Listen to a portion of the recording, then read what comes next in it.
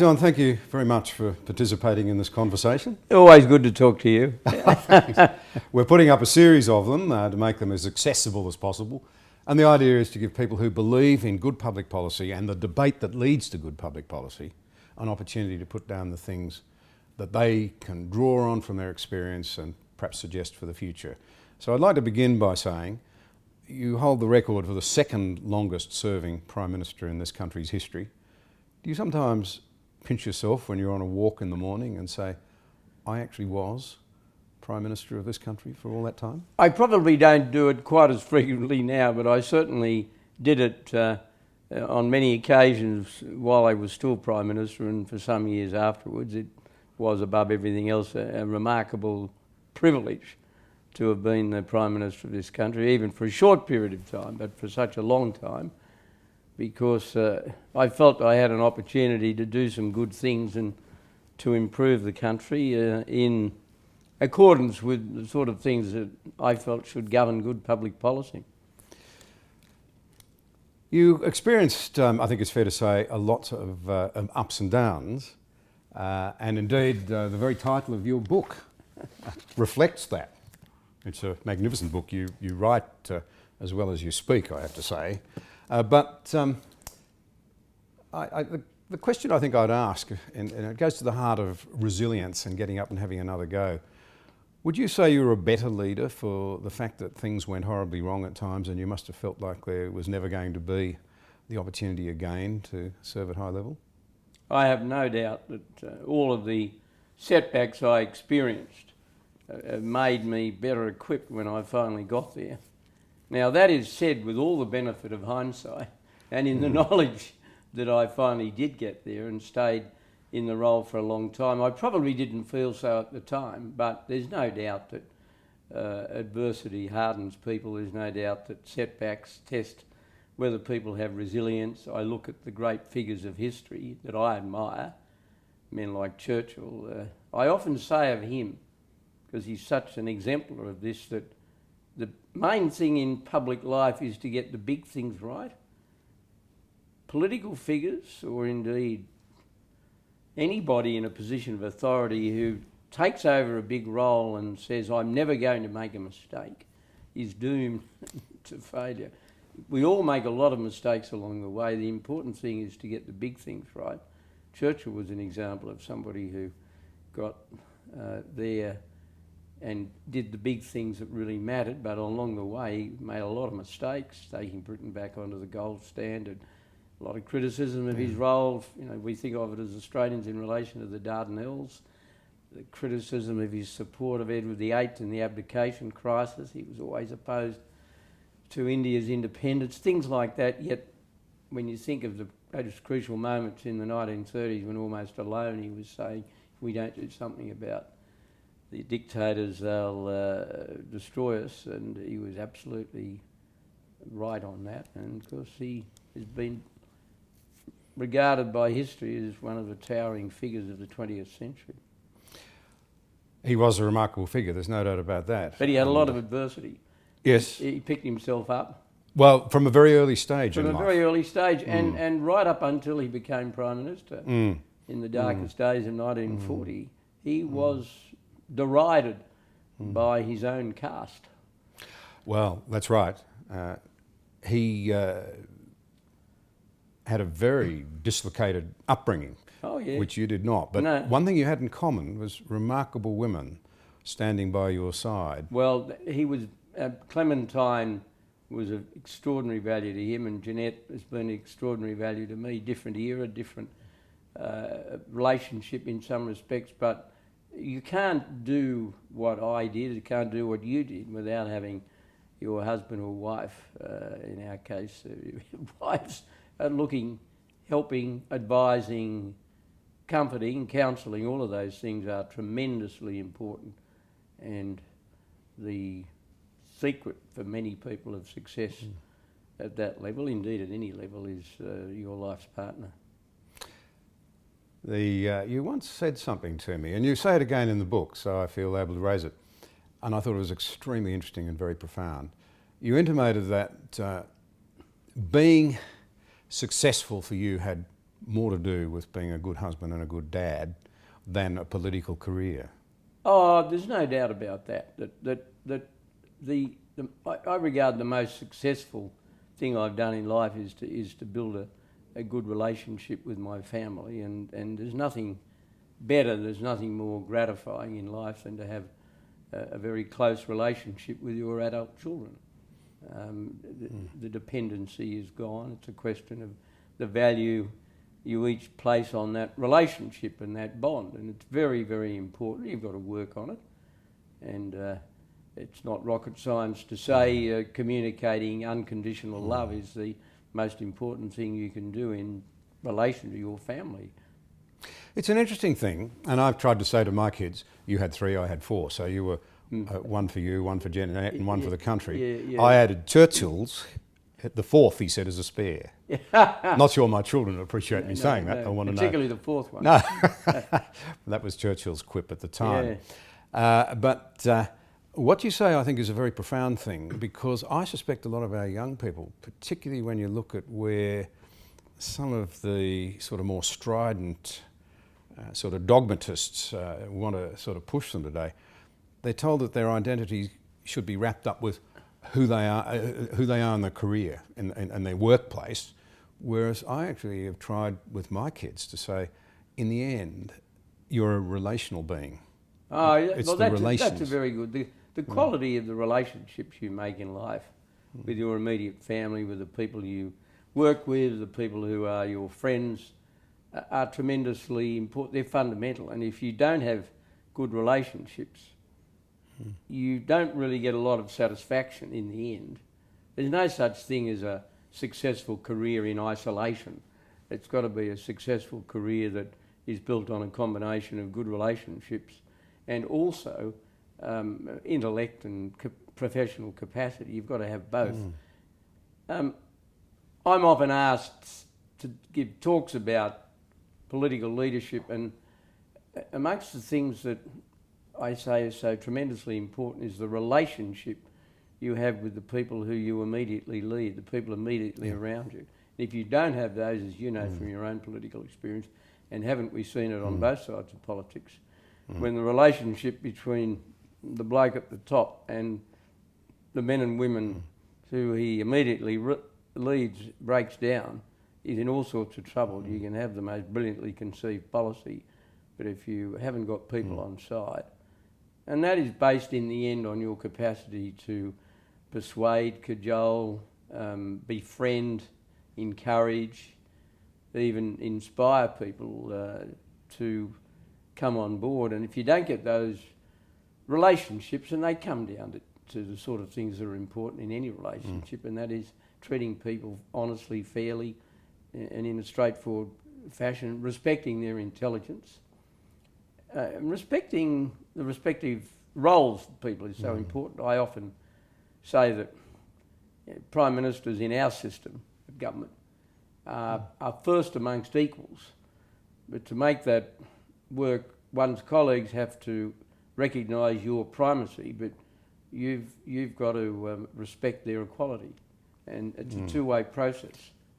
I would summarise that as a question of trust, and I'd love to come back to that when we get on to some broader issues. But if I could just, part of what we're trying to do here is to ensure that listeners, and we've got off to a very strong start with people very interested in what we're doing, I'm sure they'll be interested in this, is to let people see the humanity there. And I was thinking to myself, one of the things that always struck me about you, John, as the chairman of the board, so to speak, of Cabinet, was your extraordinary commitment to being on time, for example, and not inconveniencing people, and if you couldn't do something, you'd apologise in advance. That's not what all Prime Ministers have done through the Well, ages. I would never comment about other Prime Ministers as not knowing all their circumstances, but I did take the view that you owed people, if you were the chairman, you owed people the courtesy of punctuality, and it had an upside for the team, though. It did provide a bit of gentle discipline, and if people were late, well, they were conscious of it. I always tried to arrive at Cabinet meetings 5 minutes before they were due to start, and I also tried not to call cabinet meetings with unnecessarily brief notice because it interrupts us. It's all part of the courtesy, respect thing, and you should never, if you have authority, you should be respected for it by virtue of how you use it, not because you've got it. And this applies outside politics.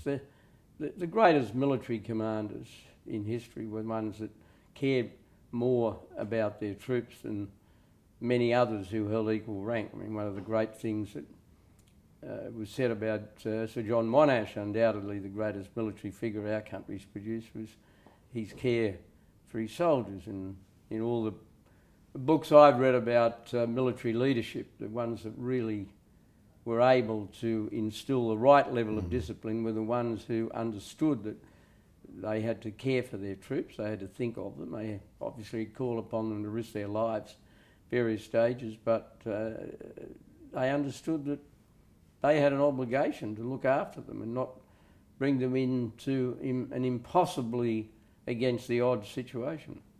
Yeah, I remember taking a group of school leaders through the Parliament House, and then we met over at Defence Headquarters with Angus Houston, Chief of Defence Force at that time.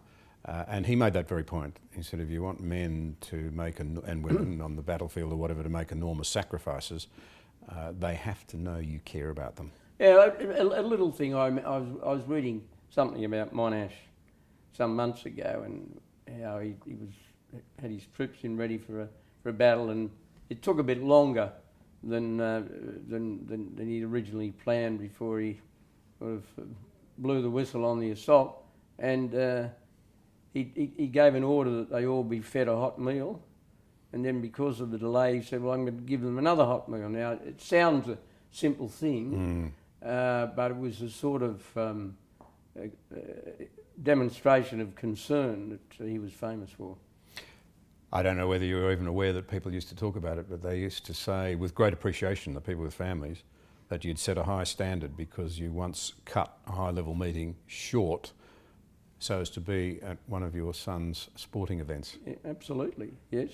That was quite deeply appreciated, I have to say. Well, it's very important,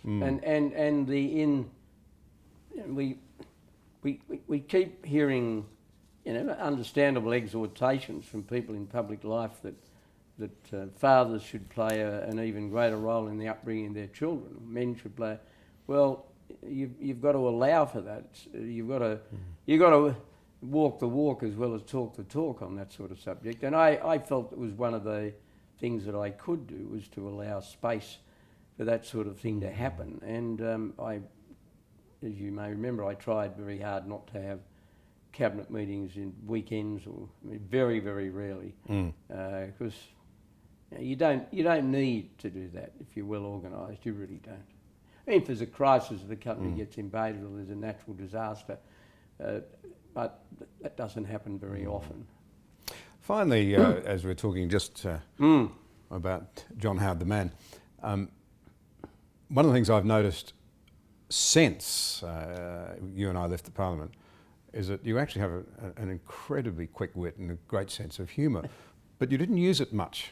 You'd appreciate a good yarn, but you didn't tell many when you were Prime Minister. Was that a concern that humour can be too easily misunderstood, or was it the pressure of the job? Or I remember one of your children intimated once that Dad was very funny and could be a very clever mimic. And I remember thinking, I'll look forward to seeing that. And I have seen it, but I didn't see it in those days. Well, I think the pressure of the job. The other thing, John, that did have a bit of an effect on me, and it doesn't matter so much now, is that my hearing's never been all that flash. And particularly in Parliament, I was always very, very reticent to engage in put-down responses and so forth, because I wasn't always confident that I'd heard the interjection.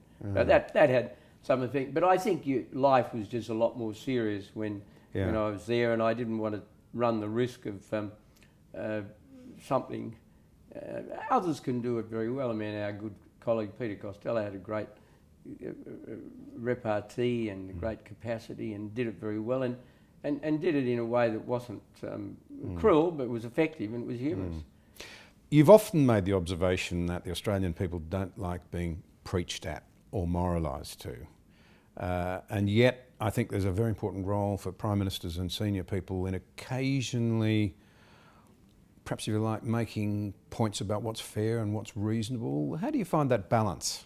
It does require a balance. I don't think the Australian people like hectoring or lecturing from their political leaders, but they do expect their political leaders to say what they think about something that obviously calls for comment. And there's not the slightest doubt now that we are living in an era where we've become obsessed with what you might loosely call minority rights. Now, there's nothing wrong with that, but if it comes at the expense of calling into question traditional attitudes, I think Australians want that sort of thing. We have become obsessed with the language we use. I mean, you had that ridiculous thing not so long ago. I think it was Qantas that embraced this code where you stopped calling people Mr. and Mrs. and you stopped talking about husbands and wives and so forth. Now, I mean, in my opinion, that's the sort of thing that ought to be denounced by political leaders. And I think the public's looking for a lead on that. They don't want them to go on about it and they don't want them to tell people how to lead their lives. But those sort of things strike the average Australian as absurd. They're not. That doesn't mean to say they're hostile to people who have their own lifestyle. I mean, there is a live and let live attitude in Australia, but there's also a deep streak of common sense, and I think the Australian people want to hear it for common sense every so often. And I tried, admittedly in a different period of time, but I tried to do that every so often when I thought something was ridiculous and just and not an exercise in discrimination. I remember on one occasion there was some troops that sort of, they'd had a few drinks and they got dressed up, and and some people said they were behaving in a culturally inappropriate fashion, and I just sort of basically said, look, break it down. These blokes have been in a combat zone and they're letting off a bit of steam. Now that was the view of, I'm sure, 90% of the Australian community. But they're the sort of things where leaders from time to time have a role, and obviously leaders have got a role to state their own personal attitudes on things, but they've got to do it in a way that respects the fact that there are a range of views on a lot of issues. The thing that we have lost, I think more than anything else, is the ability to have a proper discussion. Yeah. There was a column, I think, written in I think it was the Wall Street Journal by Brett Stevens, who called attention to this, that you are now finding it very difficult to have a discussion, and this nonsense that universities have trigger warnings and all of it works against a proper discussion. You ought to be able to have a proper discussion about all sorts of things, and provided it's done in a way that's not malicious or hostile, people should be entitled to express their point of view, and you've got to be very careful that you don't replace one kind of intolerance with another. I mean, we're almost entered this era of the paradox of tolerance. Yes. That we're exhorted to accept a lot of views that we might have accepted 30 or 40 years ago, but in the process, the people who still have the views of 30 or 40 years ago are hammered, intimidated into silence. Now, they will lose the argument if their argument is unfair and illogical, but that will only happen, that should only happen properly as a result of discussion. It shouldn't happen as a result of them being shamed into silence with the use of words such as bigot and discrimination and those sorts of words. They enter the conversation far too frequently. I just want to hear it for common sense discussion, and I think a lot of Australians are wanting that. But we have got to a situation where we're having rammed down our throats all sorts of new language in relation to identity, gender identity, new sorts of language in relation to cultural identity, the assumption that some of our culture is built on prejudice and bigotry and so forth. Now, Australia is an incredibly successful country. I can't think of a country in the world that can be held up as a better example of achievement and success. Sure, we've had a lot of blemishes, we made a lot of mistakes, we took too long to understand the legitimate grievances of Indigenous people, but that doesn't mean that the only part of the Australian story is the Indigenous story. It's an important part, but gee, there are many other parts of it. And I've long held the view that the best thing we can do for the Aboriginal and Torres Strait Islander people of Australia is to give them a better share of the bounty of the country we have, rather than over-focus on symbolism. Now, symbolism is important, but there's a limit to how much symbolism can give you a job or give you a safe environment. A safe environment for women and children. A safe environment. I think what is happening in the Northern Territory is extraordinary. You remember it. I remember it John, well. 10 years ago when we launched that intervention, and we're essentially dealing then with the same problems that are still there in 10 years. In the very act of simply trying to ensure that women and children in those communities had the protection of the law that you and I would assume would be there for our children if they were in danger, we were accused of offending civil rights. Well, exactly. Where do people? And this hesitancy about removing children from an unsafe environment, whether they're black or white, or irrespective of the colour of their skin. Of course, if you have an overarching obligation of protection, of course you're going to do it from time to time, but that's only one aspect of the thing I'm talking about. But we have lost, to a very large degree, the capacity to have a sensible discussion about what we should do as a country. We have lapsed into sloganising. Yep. Now, some of that is due to social media. Now, I've got to be very careful. I'm 78. I don't have Twitter. I don't have Facebook. I think I understand, though, the impact that it's having on communication. There's no doubt that social media encourages two things. It encourages rapidity of response and oversimplification. And I would argue tribalisation and the fracturing of relationships. Yeah, and the fracturing of relationships. I can't believe the way some Australians talk to one another on social media. Well, it is extraordinary. It amazes me. It amazed me to the way some people speak to each other just using emails, but of course it's accelerated enormously.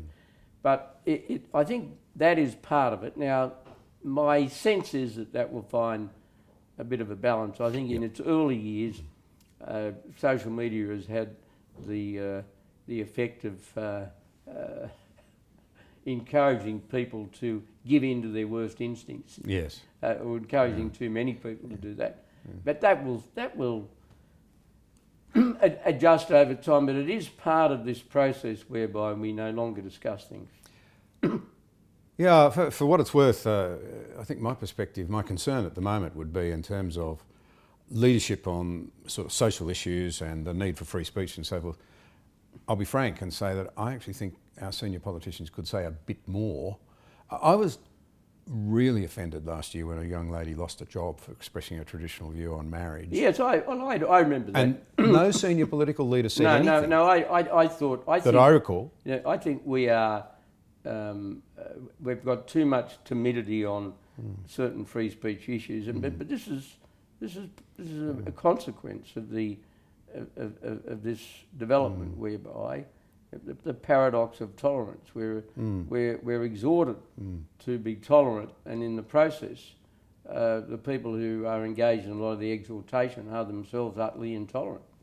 Well, that's the great irony. I mean, there are a lot of paradoxes, aren't there? I mean, in a sense, freedom contains at its heart the means of its own destruction. Freedom exercised with restraint perpetuates freedom. Freedom exercised as licence can destroy freedom, personal and political. But you know, just to follow on that, the other feeling that I have, and I do feel quite strongly about this, I think the social activism by some of our business leaders, usually led by their human resources departments, is frankly inappropriate. I just think they're going too far. Yeah, I agree with that, John. I think it's very difficult, in my opinion, to justify a large corporation which has potentially thousands of employees, or even a smaller one, just hundreds of employees and many thousands of shareholders, to justify them taking one or other view on a debatable social issue, because you're going to have a range of views. And I think it's an unhealthy development because it denies and intimidates those who don't hold that view inside the company, and they obviously feel insecure. If you're just got a job with a large company that's taken a position on a sensitive social issue and you have a different view, of course you're going to be careful, even about expressing your view to an employee in the workplace, because you're grateful to have got the job. I mean, it's all right for somebody who's the boss, who's a major shareholder, to have whatever view he or she wants. But you think of a young woman who's got her first job, working in a service capacity with a large company dealing with the public. She will think very carefully about saying anything that's against the stated view of the company. Now, I don't think that's fair, and the only way you can avoid that is by and large to stay out of those. And people in an individual capacity want to do it, and they want to put their own. But that's a different matter. Entirely different thing. Yeah. But I think when the company puts its name to something, but this is once again, it's been all done in the name of tolerance. Now that's fine on the surface, but if in the process you make it very hard for somebody who doesn't hold that view but is a conscientious employee to go on expressing those views. Well, but these are issues that, in my view, that are all part of what ought to be discussed. I agree. And I think it's legitimate of senior political figures to question the wisdom of this, and equally others to come out and defend it if they want to. I mean, I think one of our former colleagues, Peter Dutton, had a go on this. Now, he was criticised by some and he was supported by others, but some will agree with him and some don't. But he's a national leader. He's a national leader, and I respected him for that. And these are the sort of things where I think we should hear it a bit more for common sense and real tolerance. There's something else that strikes me in all of this. I wrote a piece for a major newspaper last year defending free speech, and I'm always interested to read the comments. And somebody said, "Oh well, it's all right for you as whatever you are, sort of in the majority and all the rest of it, defending free speech." And I thought to myself, no, that's altogether wrong. The right to free speech, which really lets you manifest your most deeply held beliefs, your conscience, your religion. Actually, it's most important for the people in the minority. Oh yeah. It's minorities that need the right to free speech. These fundamental protections are more valuable to the less powerful in the community than others. That has always been the case. And there has never been an unrestricted right to free speech. The famous old saying of a judge in the 19th century that free speech doesn't entitle you to cry fire in a crowded theatre. and that has always been the case, but we've got ourselves into a real tangle with the 18C situation where we're trying to discipline comments that might offend people. Now, people have been offended over the years, and that's always going to be the case, and it's not something that I admire. I mean, if somebody sets out deliberately to offend somebody, I think that's blameworthy and should be criticised. But you've got to draw the line, though, when it comes to an expression of opinion. I thought that debate that we had over the late Bill Leake, his cartoon, and the debate over the behaviour at the Queensland University was an extraordinary one, because it would seem to me to be a very simple proposition. Free speech was being compromised there, and people were being intimidated, and I think it's a great pity that there couldn't have been cross-party agreement to change the law to make certain that what Bill Leak had done and others had done was not in any way seen as a breach. To pick up this theme about what's happening in our universities, Frank Ferruti, who appears in one of these conversations from Kent University, has written a very interesting book called What's Happening in Our Universities.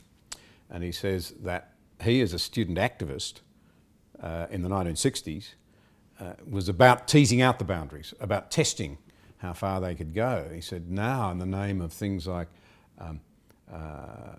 microaggression policies, trigger warnings, safe places if students feel offended, the very real possibility for lecturers, if they inadvertently say something that somebody claims they've been offended by, they'll end up tied in the courts. It restricts their ability to say what they really think. The lecturers themselves feel constrained by it, he claims.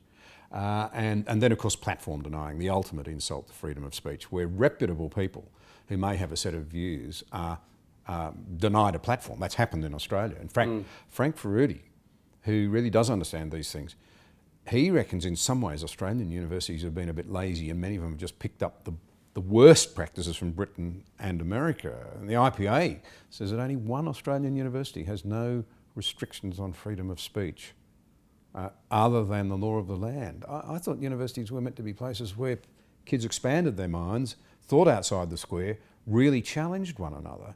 But I think we've got to ask ourselves whether they're not being constrained now. Well, that is clearly a matter of concern, because the instances where this sort of thing happens are too widespread to ignore. And it should be part of the discussion that we have. It should be part of the dialogue of political leaders. We fund them, after all. The political system funds them with taxpayers' money.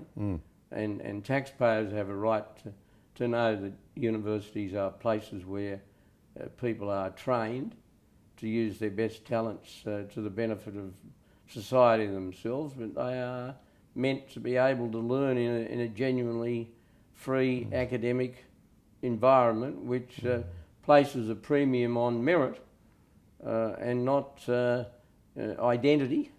And this extraordinary case of the Debating Society of Sydney University, where you're going to have quotas for particular categories and you're going to give a preface. Well, I mean, in my view, there should be two great principles. One of those principles is merit, and the other is equality of opportunity. And what society should be addressing is not equality of outcomes, but equality of opportunity. You'll never have equality of outcomes because in the race of life, some will emerge more able and stronger than others, some will apply themselves better, some will develop relationships that enhance their achievement far better. But what really matters is that at the beginning, the people who don't have the same opportunities, that those lack of opportunities ought to be addressed, so that if they've got the merit, they can make it. Now, thereby flows a whole lot of things.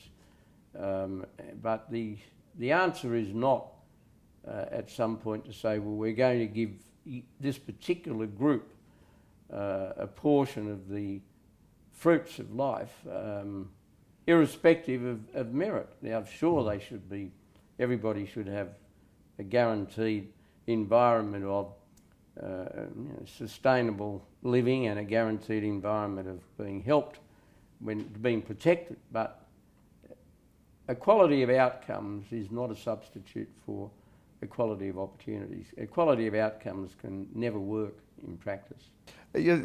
Lord Acton, the great thinker, and actually Churchill mirrored this with words to the effect that if you pursue equality, by which they meant this idea of equality of outcome, you will gradually erode your freedoms. And of course, well, there's no. You've got to have a test that everybody can relate to. Yeah. Everybody can relate to merit. Yes. But both men went on to say that, on the other hand, if you pursue freedom and fairness, you will end up with a high degree of equality. I thought it was an interesting observation. I think that makes sense to me. I think we should never forget our history. The cultures that set as their ultimate sort of goal the idea of equality of outcome were the communist ones. Yeah, when they were disastrous. History has not treated them kindly. Well, tens of millions of people died because they dared to disagree. And as a doctrine, it's now it lost favour, although in another form, it's staging a comeback. And that's an interesting thing. And anecdotally, always got to be careful with anecdotes, but they're very useful. They often tell us. I was talking to a university lecturer the other day, and I'd describe him as a good, solid, middle-of-the-road centrist. And he said, occasionally I'll drop into a tutorial group. I'll say, you young people, living in democratic capitalist Australia isn't such a bad experience, really, is it? And he said he often gets stunned looks. It's not that they disagree with him. In fact, they'll immediately think, well, actually, it's not. What stuns them is that they don't think they're going to hear that from a university academic. No, I think that is that's pretty serious. Yeah. But that's a segue into what I wanted to lead on to.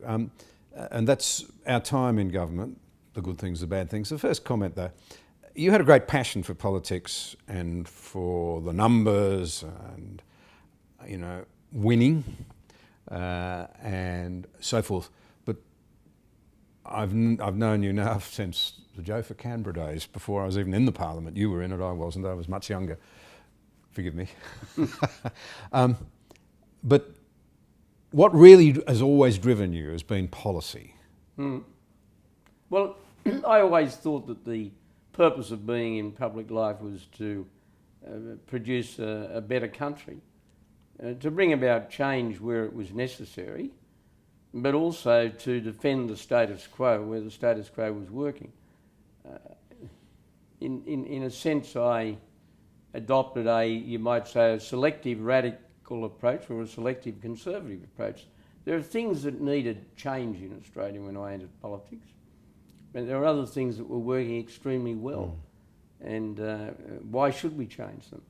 And that's what I guess I and a lot of other people on both sides set out to do. And my experience was that most people who entered Parliament, National Parliament, had a certain streak of idealism about them. Yeah. They wanted to do things that were likely to improve the country. Now, their priorities in that area were dictated by their life's experience, and if somebody had come from a trade union background and had genuinely seen workers being badly treated, you could understand why they would want to improve conditions and make sure the protections were adequate. If somebody had come, as I had, from a small business background and had known just how hard it was to generate and build a small business. A bit like farming. Yeah. Bit like farming. Like farming. You always had a soft spot for that because you understood the adversity that those people faced, and so that's always been the case. Yeah, that passion for good outcomes for people is not restricted to any one side of politics. It's not. I remember some of the most interesting and enjoyable conversations with people I came to respect I had in the Parliament were people who were from quite a left-wing perspective, and politically I don't sit with with some of their views at all, but you had to admire the nobility of their desire to make a difference. And many of those old-timers, I was talking to one just the other day as a matter of fact, said, in the old days we believed in universalism. Our objective was to have the working classes and people who were marginalised or under-recognised, fully recognised as part of the Australian family. But the modern Labor movement, and I'm not really wanting to pursue modern-day politics too much here, rather broad principles, but he said there's a tendency now for them to want to break universalism and say there are special people in the names of identity politics. Well, there are victims. I think one of the curses of modern politics is identity politics. The politics that I learnt from the very beginning was the politics of developing a platform that was appealing to people no matter where they came from. You take something like policies for small business I mentioned a moment ago. Now, I thought you develop an attractive policy for small business that appeals to men, it appeals to women. In my time as Prime Minister, a growing percentage of the new small businesses in Australia were started by women. It appeals to people of Chinese background, Italian background, Yes. Middle Eastern background, Yes. Anglo-Celtic background. In other words, you don't need to pursue the identities Yep. if you have the right policy. But what we are now doing is that we're first of all choosing the identity. The goal is to achieve the support of the identity, not to maximise support for a good policy. You identify the group and then you say, what have I got to do to appeal to them? I would say, what policy do I need that will maximise support across all identities? And that is why I object very strongly to identity politics. I think it's one of the reasons Hillary Clinton lost the presidential battle with Donald Trump, because she was seen as somebody who pursued blacks, pursued women, pursued gays, pursued all sorts of groups. Now, you can't have a consistent platform that gathers support from all of those groups. You can't. But if you say, I'm going to build a policy that's attractive to small business, to go back to my example, well, that is completely blind to whether people are black, white, man, woman, gay, straight, whatever. And that is a development. The breakdown of that and the emergence of identity politics is one of the curses of modern politics. Paul Kelly, a journalist of great repute in this country, wrote before the last election that we were fragmenting, that people seemed dissatisfied with their leadership. But he said something like, but ask yourself this question: how are governments meant to function when we've lost so much of what we once understood to be virtue and the civic glue that bound us together? And I do think this emphasis on all the time on what divides us rather than what we have in common is making it very difficult. I feel very sorry for today's federal leaders, to be honest, because I think it's actually very difficult to work around that problem. Everybody seems to expect that their voice will be prioritised over everybody else's. I think not everybody, but too many. I think there's a lot of truth in what Kelly said. We have a contradiction. We have a situation where the old binary divide between Labor on the left and Coalition on the right, that is no longer as sharp as it once was. Yet there's been evidence in quite recent months of dwindling support for minor parties. The Greens did very badly in the Tasmanian election, which is quite a significant development, because it's really the birthplace of the Green movement in Australia. And Bob Brown came from Tasmania, and the Franklin Dam and all of that. It's etched in people's memories. And the Greens did poorly in South Australia and quite poorly or less well than expected. Now, okay, you have these ups and downs, but I think you've got a situation where the binary system is not as dominant as it once was. I've often said that when I first got involved in politics, there was a 40-40-20 rule, that 40% of people always voted for the coalition and 40% always voted for the Labor Party and 20% moved around. I often feel now as though it's 30-30-40. You've got 30% for coalition, 30% Labor and 40% moving around. Now this is true all around the world, and one of the explanations for it is that the end of the Cold War, all those years ago now, removed one of the great international dividers or international frameworks in which our politics operated. But I think it's also due to the emergence of identity politics. It's due to the emergence of people being more preoccupied with social issues and economic issues. And this has had a particularly big effect on the Labor Party because of the division between the inner city academic-based pro-environmental section and the outer metropolitan, still traditional blue-collar component of the party. It's caused a lot of tension. So I think, though, it all comes back to what I was saying earlier, and that is the greatest single obligation on political leaders now is to clearly define what they believe in. You can't chase everybody. And I would hope that both sides of politics would resolutely turn their backs on identity politics and see themselves as framing policies that will appeal across the board, because that really reminds us that the things that do unite us are greater than the things that divide us. And a commitment to freedom, a commitment to free enterprise, a commitment to a proper social safety net, looking after people who need help, not just everybody automatically, because we can't afford that.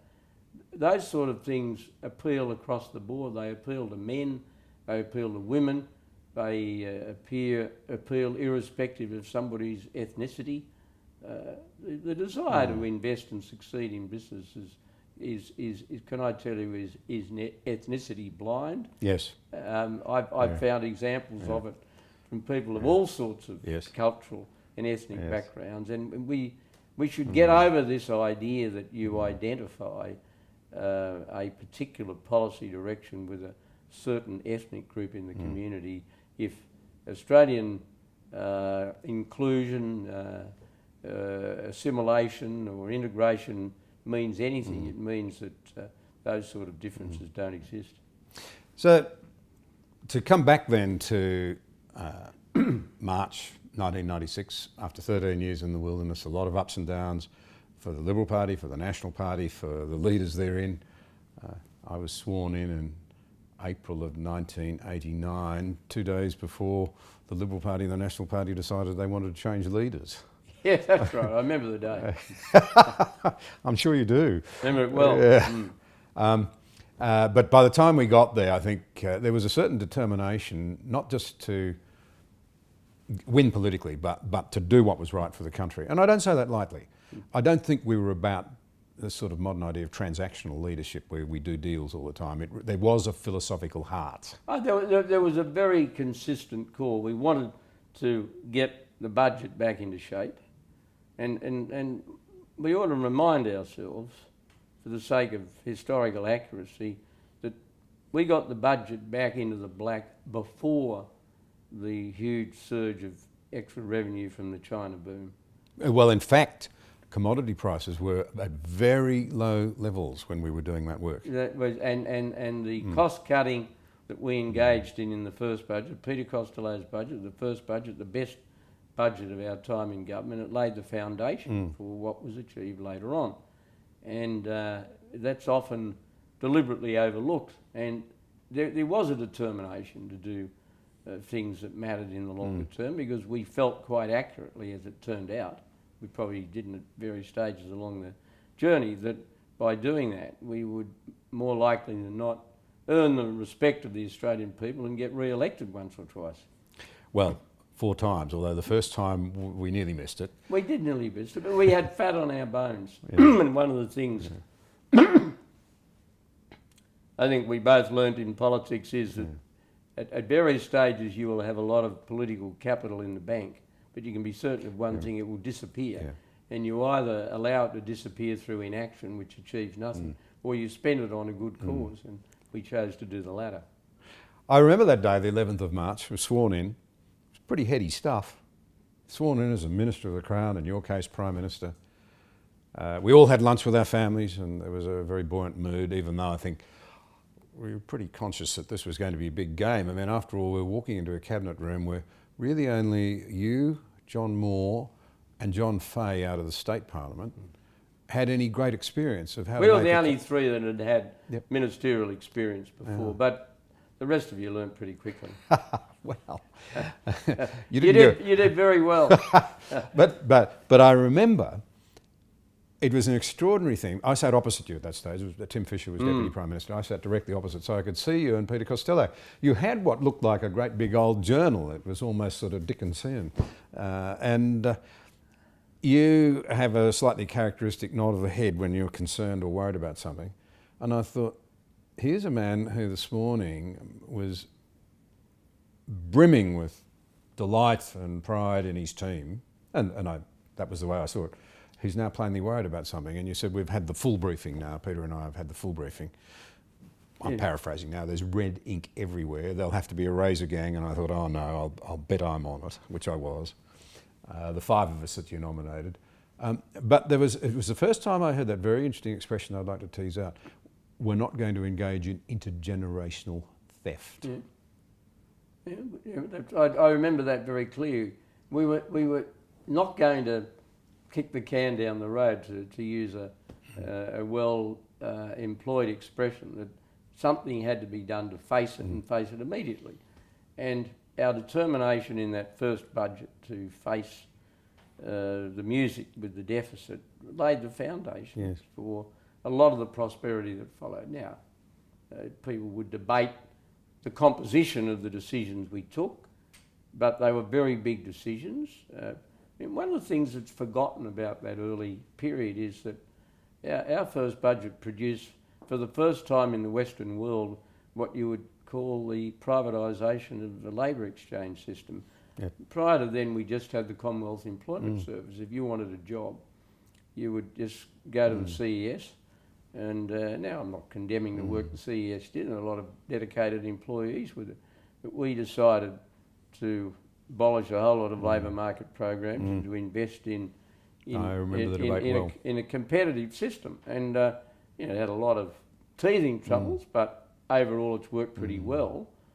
And although it's been nipped and tucked and amended along the way by Labor governments, it's still essentially what was put in place by Amanda Vanstone, who was the minister who initially did it. So we did a lot of big things, and of course we did the first slab of the changes to our industrial relations laws that Peter Reith was able to negotiate with Cheryl Kernay, the then leader of the Australian Democrats, to get it through the Senate, and he did it extremely well.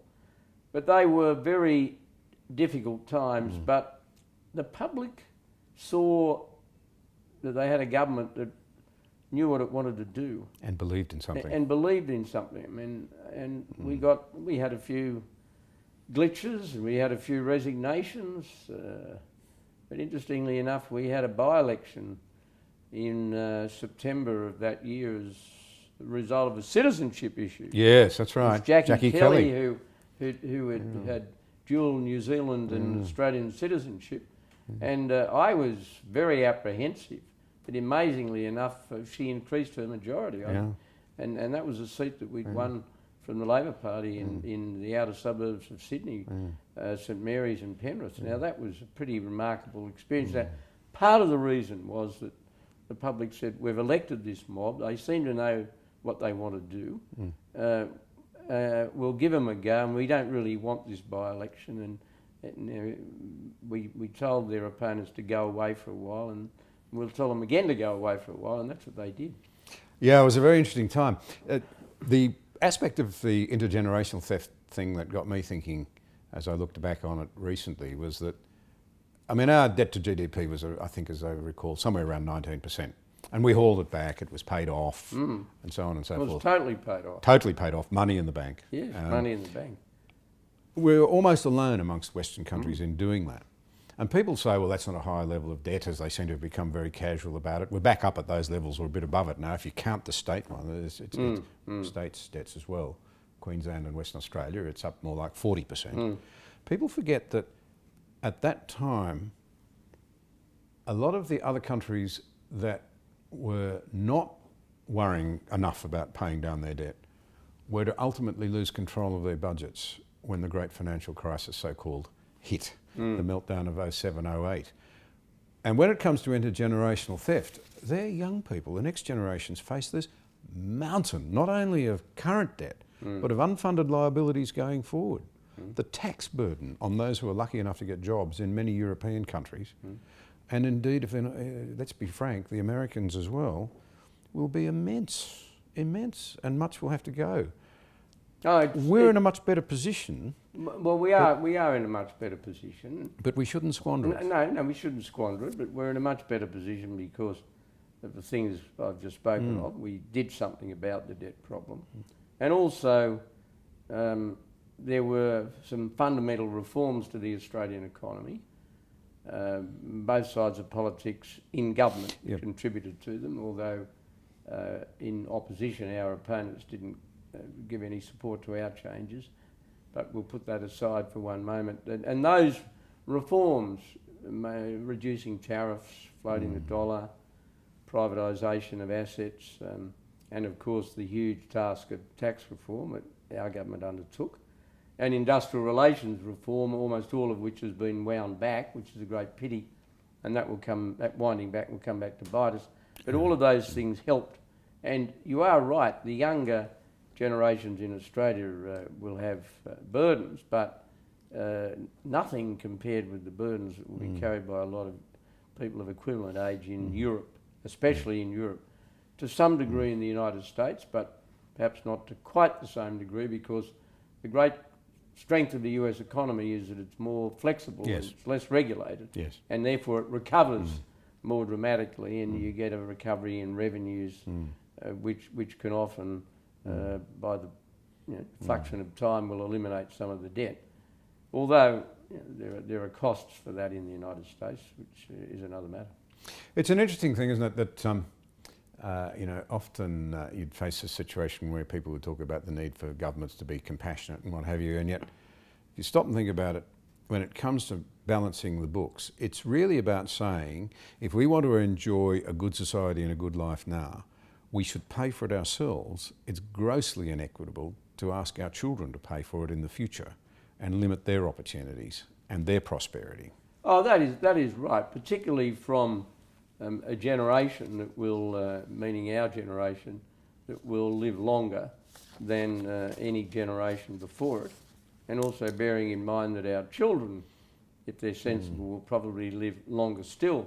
So the burden you leave on them is unfair if it's too big. Far too. If it's far too big, it is grossly unfair. One of the things that strikes me as I look back on it, there's a great wrestle for the soul of the Liberal Party in terms of where it would go in economic direction. I mean, I was as a young man, I think I'd have to say I felt that the Fraser government squandered opportunities, and indeed even the mandate given to it by the Australian people. We were determined to be different, but there were all sorts of ructions, I guess, in the Liberal Party over the years over the direction and the pace and how you'd take it. Certainly happened in the National Party, but one of the points I wanted to draw out is that in those days there was some very effective advocacy by what it might now be called lobby groups or representative groups. And I have the utmost respect for the National Farmers Federation. They led, in many ways, in my party room, the intellectual charge to say that what's best for farmers is actually exactly the same things that are best for the broader economy and the Australian people. Balanced, responsible fiscal management, industrial relations reform, tax reform. I pay them tribute. I would urge today's advocacy groups to perhaps, as Peter Dutton put it, make sure they're focusing first on their knitting. Some of them could do a better job. I'm not singling any of them out, but some of those advocacy groups could, I think, help us a bit more, mount the case and the national sense of urgency for good policy. Well, I make a general comment, then a specific one. The general comment is there's nothing wrong with lobby groups. They're part of the framework. People are entitled to lobby governments, either in an individual cause or a collective cause. So it's how governments respond to the lobbying and the quality of the lobbying and the quality of the responses. I would share your praise of the National Farmers Federation. My experience through the 1980s in particular, when we were for most of the time in opposition and a lot of debate raged within the Liberal Party and in the broader community about the pace of economic change in areas like industrial relations. The National Farmers Federation was truer to long-term economic reform than any other group. It was an early advocate of floating the Australian dollar. It had very progressive views on, and I use progressive in the best sense of the term, views on industrial relations. It, for example, was a strong supporter of reforming the Australian waterfront and would be quite crucial when we got into government in supporting our attempts to achieve exactly that. It was a strong supporter of fiscal responsibility. It, of course, historically, for a long time, at least, had been a very strong supporter of lower tariffs, because tariffs hurt our exporters, and most farmers are exporters. So they were really, and they produced quality arguments. They did. All of that. Not sure they didn't have the odd prejudice against banks, but most farmers seem to have those prejudices. But that's another matter. But overall, I thought they were an extremely well-motivated group, and they marshalled their arguments very well. And so I would share your praise of the NFF. I think probably with a lot of support from New South Wales Farmers Association, they wrote a brilliant paper on reform of the indirect tax system, which I read as a very young backbencher, and it converted me to the cause of what became the GST. And I was always in favour of rebatable indirect tax systems, including diesel fuel rebates. Yes, indeed. I remember them. Yeah. But moving on, when I was a little fella, I grew up with a father who'd been an unbelievably gifted sportsman, and took a lot of time out, as I look back on it, being a good dad, and for my sister and me. And every afternoon he would make sure he finished up in time. It would be boxing, or it'd be cricket, or it'd be target practice with a rifle. And so I grew up with firearms. I realised, by the way, as a point as I come through, that comment, that he was teaching me a lot more than that marksmanship too. It was responsible management of aggression, all of those sorts of things. He was barrelling into it. And then so over the years, I became a reasonable shot, and shot for cadets and for school and for Sydney University, and target shooting at home and what have you. Along comes Port Arthur, and you rang me the Saturday morning afterwards. I was still quite bleary because I'd got in at 2 o'clock in the morning from some faraway place on a light plane. And you said to me, your job is to convince me as to what farmers need. And you asked me, did I have any firearms? And I said, well, yes, I have. And you said, how many? And I'm trying to do the arithmetic, remembering how many I've been given and how many I've bought and what Dad had left me. And I think, well, somewhere between 13 or 14. And you were stunned, to put it mildly. I don't think you believed that any private citizen could possibly have that number of firearms.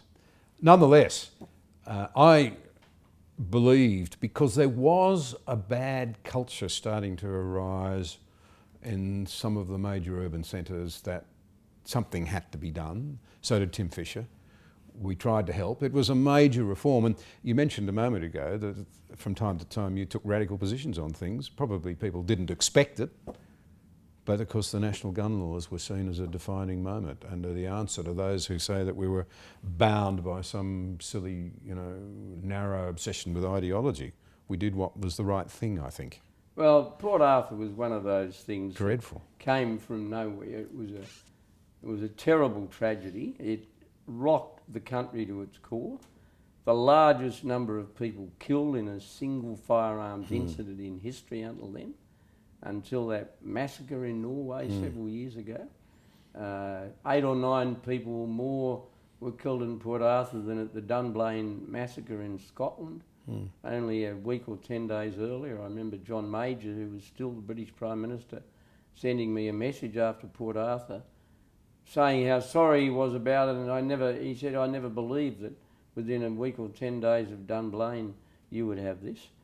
And I just felt that we had to do something. We had this huge majority, and we had the opportunity to do something dramatic. And I know it was hard on a lot of farmers, law-abiding farmers, and I never lose an opportunity, and I'll do it again now, and expressing my gratitude to you and Tim Fisher and Rob Borbidge, the then National Party Premier of Queensland, for whom it was very, very painful politically, in coming on board and supporting the broader national interest. It was one of those issues where the great majority of people living in the cities, and particularly women, supported what we were doing. And it was clearly the right thing to do, but it was quite difficult for a lot of people to accept. They felt almost a sense of betrayal. We've just voted this mob in, and the first thing they do is take away weapons that we need to run our businesses. That was I'm sure the attitude that was being put. And in the end, we worked our way through, and we wouldn't have achieved it in the way we did without the support of you and Tim and Rob, and you were part of it. It was easier for me. I represented a metropolitan area. And even people who traditionally couldn't stand me and still can't stand me thought I'd done the right thing on that. Yeah, I must say I've lost a few friends out of it, but you know... Blame me. No, full partner in it. I mean, I believe that for the reason I just gave you. I think you had to do something. Well, that was what I appreciated. But it hit your... And there was some Liberals, a lot of Liberals representing rural seats. They had some of the same difficulties. But I do think as time has gone by and the buyback was so successful, and people are reminded every time there's a tragedy in the United States that their government at that time took a decision that was internally difficult, but was the right decision in the long run. And the evidence is that we are a safer country. We never had the murder rate that America had, particularly with weapons, but we have got even better as time's gone by, and I think it's hugely important. The observation I'd make as somebody, I'm not now, I've sort of moved on, but having been a keen shooter, was that in fact, apart from the inconvenience of it and the slight feeling that you're being stigmatised, gosh, I'm innocent, why should I have to do this? The reality is that all of the firearms I needed, and that includes for enjoyment, I was able to licence. Yes, you're able to, and you've got to keep them safely. And that's a good thing. And that is a good thing, and I've talked to a lot of people in a roughly similar position to you, and they say, okay, we've got used to it, we've got the cabinet, and that's right, and the police come and have a look every so often. So and they do, by the way. They do, and it's seriously, and it's something that as the years have gone by, Australians have become quite proud of. I think that's right. They think that it's something that makes people, well, we really got this right. And I find with the passage of time, people haven't forgotten it. I suppose it's because you have a shooting incident in America, and it's always so graphic. And I was very moved at the reaction of young people in America recently. I thought that the sight of all those young people marching was quite inspiring and very encouraging. And that more than anything will shift attitudes in America. My feeling is that, sure, the National Rifle Association in America is a strong lobby group, but I don't think deep down it's quite as strong as it imagines, and popular legend has it. And you get a lot of young people doing that, and doing it in a dignified, effective way will have an impact, and good luck to them. The whole thing, of course, did feed into something that became a real issue, and that was the rise of One Nation. Yeah. I think one of my failings, to be frank, was that I don't know whether you call it a failing or not, but Tim was Trade Minister, he was overseas a lot, so wasn't out in the bush. I was the next most senior. I was tied up a lot on ERC in those early years and so forth. So we were a bit out of circulation, so I sort of wear a bit of that on the chin. But the thing that you say in your book that I think is important in terms of our handling of that, and I can actually point to the data on this, is that you say in your book that you did not believe that that the thing the media and others kept focusing on of racism was the central driving thing for a lot of her supporters. That's the point you made in your book. When I became leader of the party and trying to understand this, I had some research done to find out what was motivating people, particularly in rural Queensland. Racism almost never came up. It wasn't the issue they were worried about. It was extraordinary. Some of it was things government could do things about. Some of it was not. But the typical person inclined to wander away off the reservation from our point of view at that time was somebody living in a Queensland country town who'd worked hard all their lives. They felt the pace of change was really deeply troubling, and some of it they weren't blaming government for. They would say in focus group works, I've worked hard, focus groups, worked hard all my life, and now, the kids have gone off to the big smoke where they've lost their way, and now I'm having to look after the grandchildren because they're not doing it. That sort of social issue came up quite often. The feeling the pace of change had overtaken them. But where they got cranky with government, they said, look, we've worked hard all our lives, and sure, we may get the pension or whatever we get, but where are our aged facilities? Where is our mobile phone? Why are our local roads such a mess? And we moved very deliberately to address what I saw as frankly some pretty legitimate concerns in rural and regional Australia. And I had tremendous help from people like Mike Wooldridge and then Tony Abbott in health. They were brilliant, but there were many others who sort of helped us recognise that many of those grievances were pretty understandable. I remember you coming back from a visit to a hard-hit Queensland town, and you just said to me, John, I can't believe how little they have.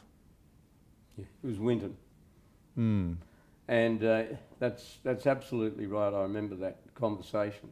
Mm. You're being hard on yourself, saying that you perhaps didn't appreciate it. I don't think that was the case at all. But you are right in saying that the major magnet, as far as Hanson was concerned, was this collective feeling that, particularly later in life, she missed out. Yeah. Now, there were some racists. I mean, we've got racists, of course. I'm not saying they weren't there, but it wasn't the primary motivator for most of us support. Motivation. No, it just wasn't. No. We did the research. Yeah, the primary motivation was that they were missing out on things that they felt that only fair and reasonable they should have. And I suppose you had a situation where a lot of them, who had previously been coalition supporters, you'd had 13 years of a Labor government, there's a big change of government, a big swing, and unrealistically, of course, life doesn't change overnight. Of course it doesn't. And people felt they were missing out. And that's why I adopted the attitude I did of certainly not blackguarding people who supported One Nation. I got a lot of criticism for that, including from in my own party, but I think it was the right thing to do. And the gun issue gave her some support.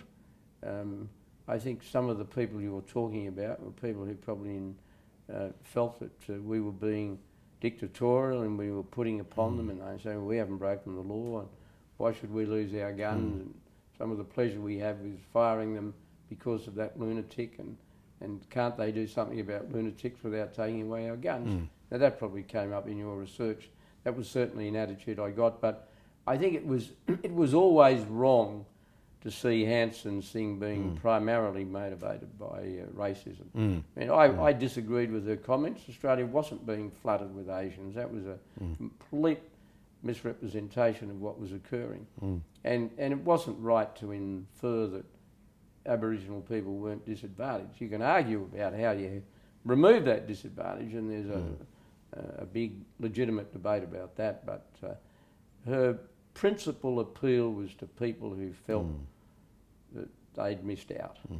And she did it well, and they identified with her. They felt she looked and sounded like them. To come to another particular point in that journey, 9/11.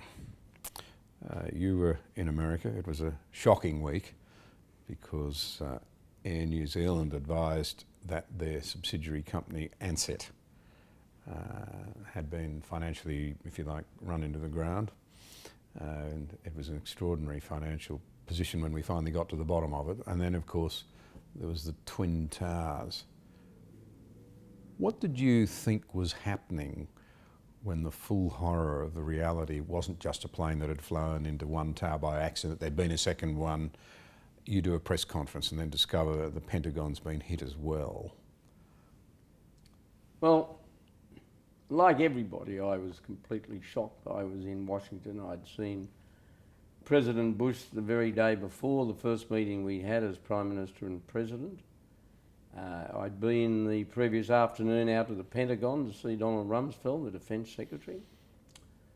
And I'd been for a morning walk, and I came back, and I heard from my Press Secretary, Tony O'Leary, that a plane had hit one of the Twin Towers. At that stage, we thought it was an accident, and then a few minutes later, he ran around and said, no, the plane's hit the other other tower, and we knew it was no accident. And I had the news conference you mentioned, and it was during that news conference that the plane piled into the Pentagon. So, like everybody, I was shocked, stunned, amazed. what did I think was happening? I didn't know. My first instinct was that it might be part of a pattern, that you would have attacks in London, Paris, even Tokyo, perhaps even Sydney. We now know there were meant to be 8 planes, Yeah, but they couldn't train pilots for the other 4 quickly enough. That's right. So that was the initial reaction.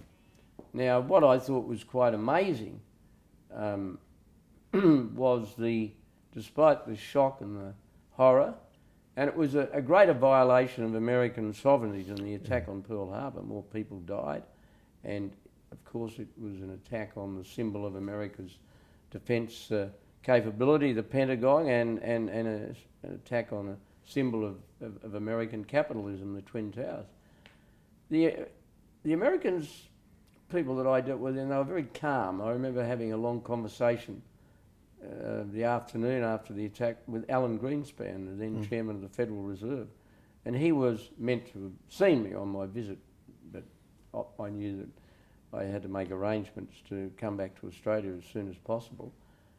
And I remember him calmly talking about what he thought the impact on the markets would be. He said, I think the markets will handle this okay. They'll be calm. I think the markets will close for a day or two. But it was an extraordinary experience, and I remember going to sit in the visitors' gallery of Congress to watch them pass a joint resolution condemning the attack, and I received a very warm ovation, standing ovation from all the members of Congress. They were deeply appreciative of the fact that I was there. I was the only visitor. And after the session had ended, I went down onto the floor of Congress. I remember talking to Hillary Clinton, who was telling me she was then a senator from New York, and she said that her husband Bill had been in Port Douglas when the attack occurred, and talking to her and the other Schumer, the other Democratic senator from New York, because I naturally sought them out because their city had been attacked. It was surreal. Now, of course, you remember you and I had early discussions on the phone. You were acting Prime Minister. You told me what you'd done. You'd had a meetings in early hours of the morning. You'd put extra security protection on the Israeli embassy and other Jewish assets in prominent ones around Australia, and the American embassy, obviously. It's easy now with the passage of all the time to say, oh, well, it was only the one attack, but there was a genuine belief at the time that it could be part of a pattern. Yeah. And that belief persisted for months afterwards in the United States. There was a strong feeling in the US that there was going to be another attack, and it was a question of when or where. Yeah. And you've always got to keep that in mind in considering later American responses to all sorts of things. And as you know, we decided after I got back from America to invoke the ANZUS Treaty, and I had a discussion with you about that on the phone, and also a discussion with Alexander Downer, Foreign Minister, and he was very keen on that idea. And before I left America, I had a news conference in the grounds of our ambassador's residence and said that we would stand beside America in any response that they made to this attack. And it was one of those occasions where I felt it right to effectively preempt Cabinet, knowing full well that I would be speaking on behalf of all the members of Cabinet, all the members of the government, and as it turned out, the opposition, who supported our involvement in Afghanistan. So it was a very traumatic experience. But having you as acting Prime Minister back home, keeping a steady hand on the tiller made a lot of difference. And we did, of course, have that extraordinary collapse of Ansett. I mean, and Ansett was quite an iconic airline, and it was an airline that, when the choice was available to members of Parliament, which it was for many years, I always used Ansett. I found it a very good airline. I found its staff, and I saw its staff were terrific. I saw an enormous amount of the Ansett ground staff at Sydney Airport in particular, and they were wonderful people. I still remember they were friendly, but it was a company that had It had, you know, as an aviation expert, it had too many different airframes And many of them and some of the redundancies. And you're up to 104 weeks, and it was ludicrous. Yeah. And there'd been some worrying early developments. The 767 fleet that they were operating had the highest cycle hours of any 767s in the world. Yeah. And they'd run into trouble with maintenance the Easter before and been grounded. And I remember you being very concerned about that. And I had to say we must respect CASA's position on it. One of the things that absolutely amazed me, there are times when you're just incredibly proud of your fellow Australians, and in the midst of all of that, the counter-terrorism arrangements that we had, which were, nobody could have foreseen the possibilities. But in as much as they'd thought through what might need to be done in an emergency like that, it was all triggered incredibly smoothly. You know, the people in defence signals, the AFP, I shouldn't signal anybody out, the intelligence agencies, we can all be genuinely proud of the way they responded. And they even thought of the little things like making sure your children and mine were safe, as well as looking after people in embassies and so forth they thought might be vulnerable. One of the things that startled me was, because there was some doubt in America, as I recall from your writings, about who might have been responsible.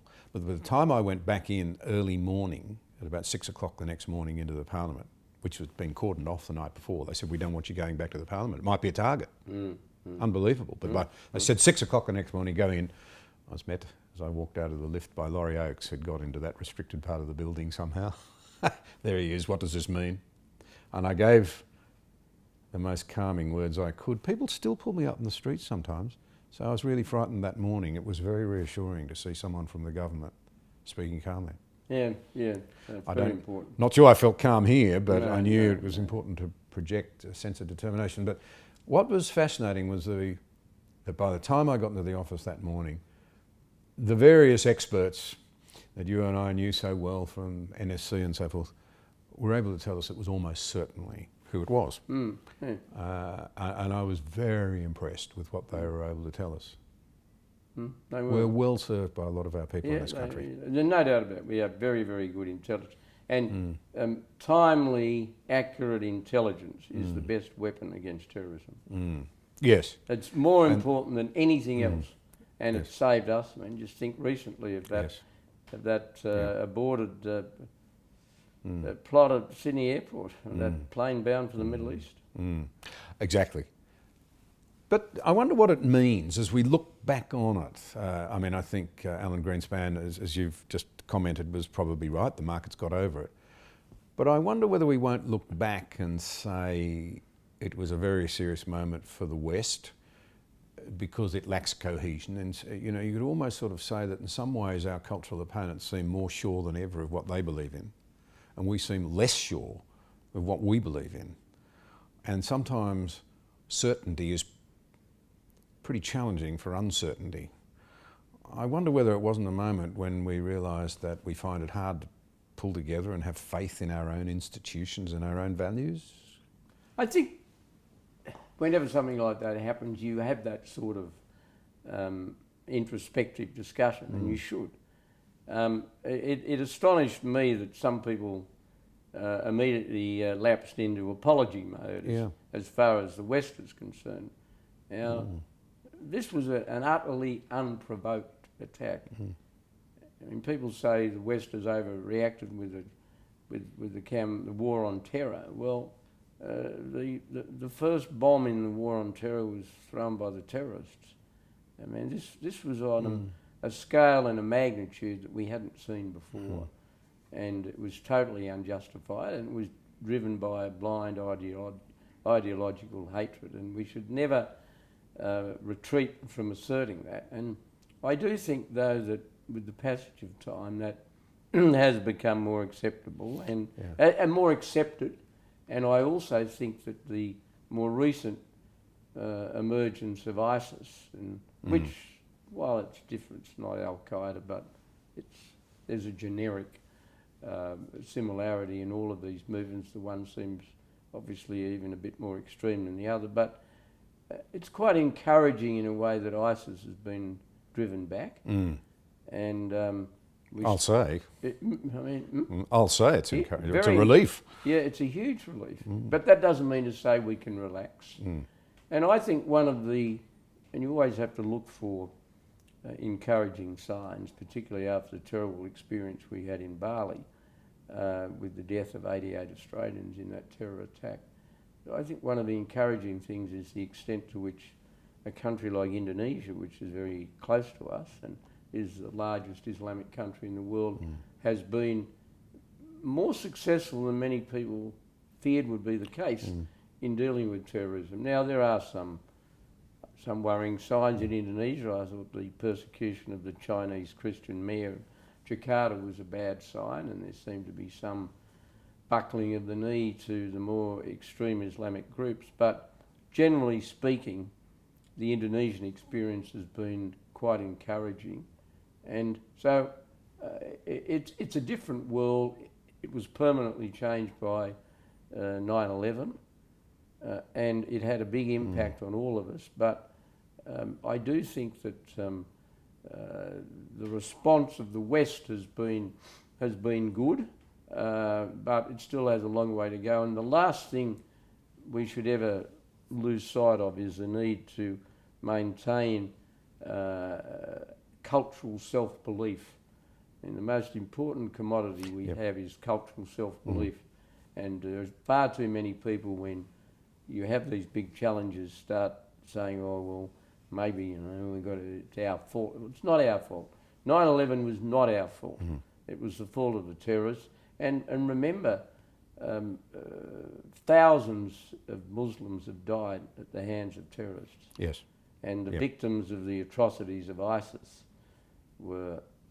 included large numbers of Muslims. Now, sure, Christian minorities have been cruelly persecuted in the Middle East, and ISIS played a role in that, but we've got to remember that keeping faith in our own culture is tremendously important, because that's all we've got. And it is a better way of life. It is freer than the alternative, and it has, more than anything else, delivered the sort of country that we now live in which we still regard as the best place in the world to be.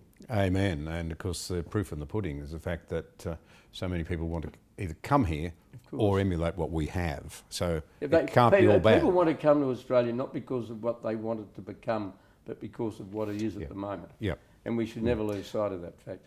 I'd like to come back to that in a moment, but before we do, the world has changed. Most of us became very comfortable with the post-collapse of the Berlin Wall world. It seemed that the notions of democratic capitalism had won out. We thought that was right and proper because it's delivered more freedom and more opportunity for people in the countries that are democratic and capitalist, and those who have aspired to a better way of life have usually got there by adopting those sorts of models. And you could have called it, I suppose, a sort of a unipolar world where the Americans have, if you like, led only one superpower. You now see, I think, a move towards a multipolar world with the re-emergence of many power centres, looking a bit more like the 19th century. It does raise the issue of how Australia should respond, both in terms of how we try to be good citizens globally and how we prepare for the worst, because I had a father who went through a horrendous war. Many members of your families did. You know, a cousin of mine was shot and died the first day at Gallipoli. You know, war is a dreadful thing. Sometimes, though, we have to accept that the alternative is worse, and the way to avoid it is in the old adage, you know, price of freedom is eternal vigilance. I'd just be interested in your comments on how we should interpret the world around us and the rapid changes, what role we can play, and perhaps what we should be doing here to make certain that we can look after our interests and our people if something goes wrong. Well, it is different, and one of the big differences is the rise of China. China's rise should be seen as being good for China and good for the world. And let's look at the positive side of it. It's helped liberate hundreds of millions of people from poverty. And it's... As Zhurongzi himself said to me, please understand, he said, with a big smile on his face, that at that point were not a centrally commanded operation. We actually have let the forces of capitalism go. And some of those people who want to say capitalism's failed, look at China, ought to remember that. No, they will remember that. There's a lot of capitalism in China's success. Yeah. Now, it is a different world, and we have to accommodate that. We should be instructed by history, but we shouldn't become a slave to historical comparisons. I'm often struck by the number of times they say, "Oh, we know from history if you allow this to happen, something else will occur." You should understand all of that, but you shouldn't become a slave to those comparisons, because the world we're now living in is different. One of the things we should avoid are false choices. The things that unite countries and bring countries together more closely are common values rather than economics. Australia will always be closer to the United States than we are to China, but that doesn't mean to say that we shouldn't maintain a very close relationship with China, providing it's on the basis of mutual respect. We have a different political system from China. We shouldn't pretend otherwise. China is still an authoritarian country. But having accepted that, we should get on well with China, and we trade with them, but we shouldn't imagine that we have to make some false choice. These people running around and say we've got to choose between America and China, I wish they'd sort of take their argument somewhere else. We don't have to choose. We can have a productive relationship with both, but we should be awake up to the fact that China is doing what all emerging powers do, and that is throw its weight around, and it's doing that at the moment. But we just have to understand that, and we shouldn't overreact to it, but we might have to get used to living with that sort of thing for some time. It does mean when it comes to defence, we've got to spend an adequate amount on defence. I can't go into the detail of what that represents, but we have to spend, and we can't expect always other countries to do the heavy lifting for us, and we haven't in recent times. We've always played our part. We have a major role in our own area in the Pacific.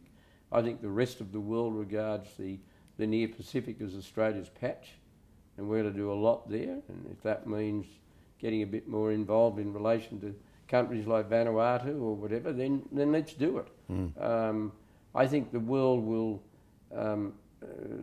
continue to see a shift of economic power to our part of the world, and that is no bad thing.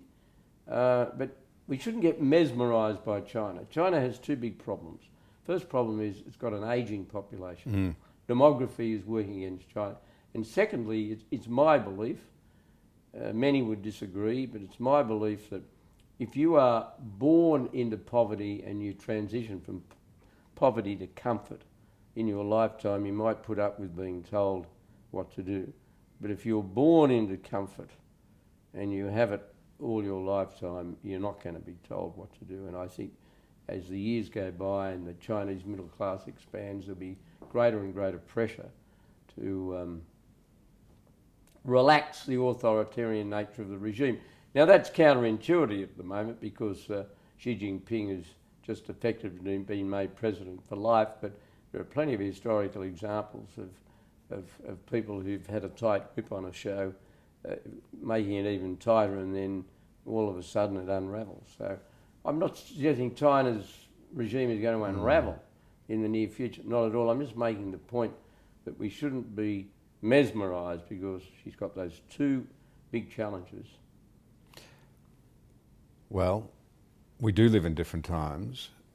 You were always a very strong defender of defence and made it very plain to the ERC, the Razor Gang, when we began our work, that defence was off ground. That's right. Off limits. It was, because it had been underfunded.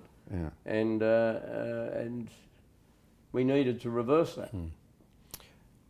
You may not choose to comment, but I have to say, I wonder whether some of those senior defence types, usually retired, who are concerned that we're taking a little too much time on some things, got a bit lethargic, not facing the world as it really is, haven't got a point.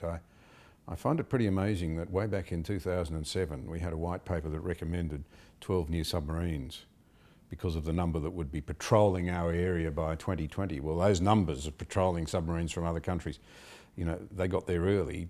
We still haven't finalised what we're doing about our submarines, and I'm told the earliest we'll get one is 2035. It concerns me. We do need to be realistic, and we do need to recognise, the left seems to want to deny this. You want to run an independent policy, or even a policy that works closely with other countries but have your own nuancing on it, you've got to look like you believe it. People have to actually think, goodness, they actually have the tools to do what they say they... The government's made a very big decision on submarines. It's a huge investment. The experts to whom I've spoken, many of them say it's the right decision, but and I don't pretend to cast another judgment. I've always had at the back of my mind, I have for some years, that the nuclear option when it comes to submarines is something that, you know, but I'm told that that is not workable, that the amount of time that would go by before the system would become nuclear savvy, so to speak, is quite large, and therefore you'd have to let that period of time elapse before you got to to develop the nuclear stage. And of course, if you're going down that path, you're not going down other paths. It's a big decision. Obviously, like all of these things, it will remain open for debate. But the principle is that we have to accept a high level of self-reliance, and a capable submarine fleet, given where we are, is fundamental to that. It does raise the issue, of course, of energy policy, just very, very briefly. We now have almost no crude reserves. We have virtually no refining capacity. The issue of having sufficient fuel reserves worries me from every point of view. Economic, provision of urgent supplies to rural areas if we run short of fuel. I'm told we have some types of fuel have very limited supplies in Australia. It's almost just in time now coming in from offshore. We are supposed to, in terms of our international obligations, have 90 days in reserve. I do think it's an area that we need to think through carefully. Yeah, I couldn't disagree with that, Tom. I think you're absolutely right about it. But let's now just come to something that I think you and I both share as a great passion. Study of history. You've been, I've noticed, you're a voracious reader. History, biographies, autobiographies. The importance of history? Well, like history it's fundamental. You have to understand history to avoid making mistakes that are avoidable. You should be a student of history, but not such a slave to history as to draw inaccurate comparisons. I think a proper understanding of Australian history tells us that we owe an enormous debt to the accumulated gifts of Western civilization, and Western civilization is, you know, the contribution of the Greeks and the Romans, the Judeo-Christian ethic, which has provided the moral framework for Western civilization, the Enlightenment, the particular iteration of British parliamentary democracy that's influenced us, and all of those things collectively, and the treasure of the English language, but that's not, I mean, there are plenty of elements of Western civilization that don't involve the English language, but all of it as a whole has conditioned us. And if there's one thing I feel really strongly is that we have to retain that cultural self-belief. Now, Western civilization has had its blemishes. It's not the only civilization, and you can debate the virtues of different civilizations, but it's what's given us what we now have. And what we now have is something most Australians prize. So therefore we should prize the Western civilizational inheritance. It's an interesting thing to me, and I took this out of some of the things that Jordan Peterson's said, the Canadian clinical psychologist who's talked to sell-out audiences here in Australia, but he makes the point that we have a personal history. And so you learn as a kid that if you touch the toaster, you'll burn your finger, so you don't do it again. He said, and you'd move on, you don't think about it anymore, but you don't forget that lesson. And he says, our cultural history is the same as well. All the great military leaders study history so that they know how to not lose a war. And one of the things that amazes me when I give speeches now is the abysmal ignorance of so many Australians about the world firsts for which Australia was responsible. The secret ballot started in Australia. Women got the vote in parts of Australia way in advance of the vote in many other parts of the world, including the United States and Great Britain. These things are not very well known, and we have a huge deficiency in many of these areas, and it does go back to the content of educational curricula and what is taught in our universities, and we canvassed some of these things earlier. Well, I'll finish on that note by, you mentioned Churchill at the beginning. He observed in 1933 that a culture that doesn't pass on its history robs its young of purpose and direction, leaving them open to be too easily persuaded, as Karl Marx himself pointed out. John, it's been a great pleasure, it always is, to communicate with you. You are a remarkable person to work with. Australia is an infinitely stronger place for your service, and we had the benefit of working with some terrific men and women. So, all strength to Australia. Good. Great pleasure, John. Thank you.